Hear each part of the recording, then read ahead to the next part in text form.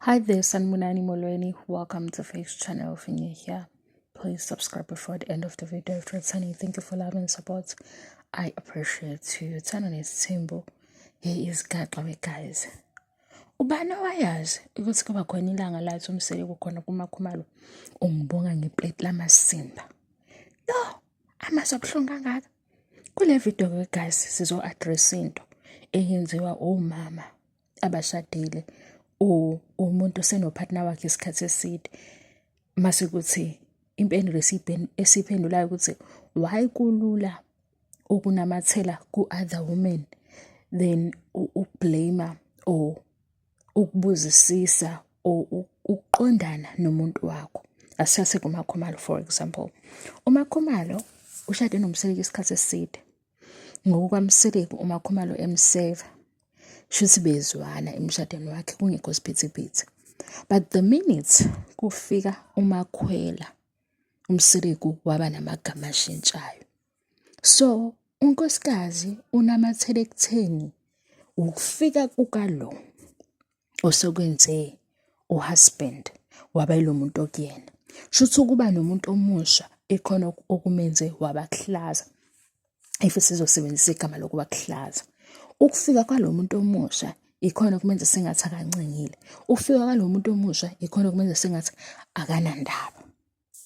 Maseke unkosikazi ehluleka ukuqonda ukuthi shuthi lo baba unayo le character. Le character le kodwa manje isi-expose ukufika komuntu omusha ngoba bona banamathele ekutheni sisebenzisa umakhumalo, right? Umakhumalo unamathele ekutheni umakhwela ofikile. Yingakho la ephawula khona nomakhwela, ephawula ngomakhwela kunezinto eziveza ukuthi uyam-undermine umakhwela. Yena akakwazi ukucasukela kakhulu uhusband, ucasukela lo odonsiwe. Kodwa umbuzo masuthi umakhwela ezebe khona kwenziba. Umakhwela azaza khulele kwenziba. Umakhwela azaza lotshole kwenziba umsileko. Asiqale kulo oqalile masisiza kulo olekelelayo. Kodwa abantu besifazane yini ezobenza befuna ukublame omunye ingoba bona basafuna ukuhlala comfortable kulo mshado, ingoba nosafuna uqhubeka nokuthandana nohusband wakhe. So ukuze abe right kulezi zinto uthola iscapegoat. Ukuze abe right kulezi zinto ezingezinhle athola indlela yokujustify usole behavior yalo owesithathu. Kodwa ekhohle ukuthi owesithathu ufaka obani. Njengoba sesiyila sibona khona umakhumalo ukuthi ziyakhala ngempela. Umbuzo komkhulu ngiyazi ukuthi abanye bayawubuza abanye bawubuza ukuthi umakhumalo uma esebuka kwenzeka kuye ngalolu hlobo mayicabanga kulabo abangaphambi kwakhe kwenzeke kanjani. Ngoba egazi siyababaza. Zikhona ezinye izinto esithi sesibuke kakhulu thana nesithembu mhlambe sayijwayela noma zi-toxic. Kodwa akekho umuntu ayicabanga ukuthi uma bomsile kuyofika usuku la sikhona umakhumalo ungibonga ngeplate lamasimba. Ngenxa ukuthi nje yena ufuna umakhumalo amkele isithandwa sakhe njengoba wayefuna nabanye bamkela umakhumalo. Ukuthi ke uyareversa yena umakhe yena eyibuza ukuthi kulabo abaphambili kwenzeka kanjani noma makuyisituation yakhe uzenze victim. Kodwa makuyisituation esiqondene naye